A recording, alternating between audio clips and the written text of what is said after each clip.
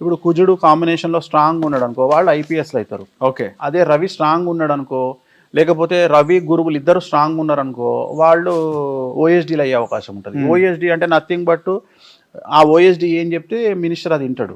అంటే ఇక్కడ మాట చెల్తుంది అంటే గురువు స్ట్రాంగ్ ఉండాలి. గురువు స్ట్రాంగ్ ఉంటే మాట చెల్తుంది. ఓకే. సో ఆ జాతకాన్ని మనం విశ్లేషించవచ్చు. ఒక మనిషి జాతకాన్ని విశ్లేషించినప్పుడు ఓకే ఈయనకు రవి గురువుల కాంబినేషన్ బాగుంది అన్నప్పుడు మనం అంచనా వేసి ఓకే ఈయన మనకు ఓఎస్డీ లెవెల్ వెళ్తాడు, లేదా ప్రిన్సిపల్ సెక్రటరీ అవుతాడు. ఓకే. సో ఇట్లాంటి కాంబినేషన్స్ ఉంటాయి. ఉదాహరణ ఒక అమ్మాయికి రవి శుక్రులు ఉన్నారు. రవి శుక్రులు ఉన్నప్పుడు రాజకీయపరమైనటువంటి వ్యవస్థల ద్వారా అమ్మాయి జాతకం బాగుండే అవకాశం ఉంది. ఖచ్చితంగా వాళ్ళు అది వదిలిపెట్టి వేరే రకంగా పోతే వర్కౌట్ కాదు. ఉదాహరణ రవి శుక్రులు అంటే, రవి అంటే రాజకీయము, శుక్రుడు అంటే సినిమా ఇండస్ట్రీ. అంటే రవి శుక్రుడు ఉన్నటువంటి అమ్మాయిలు ఖచ్చితంగా సినిమా ఇండస్ట్రీ వైపు, రాజకీయాల వైపు మళ్ళీ, లేదా ఇద్దరి వల్ల తమ లైఫ్ని ముందుకు తీసుకెళ్లే అవకాశం ఉంటుంది. వాళ్ళు ఇండస్ట్రీలో లేకున్నా సరే.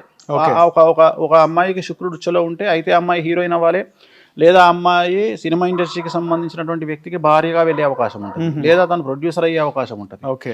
అట్లనే రవి ఉచ్చలో ఉన్న అమ్మాయి అయితే రాజకీయ నాయకుడి వల్ల పైకి వచ్చేటువంటి అవకాశాలు ఉంటాయి. అట్లనే బుధుడు ఉచ్చలో ఉన్న అమ్మాయి అయితే యాంకర్ అయ్యే అవకాశం ఉంటుంది. ఎందుకంటే యాంకర్లకు గొంతుతో పని ఉంటుంది.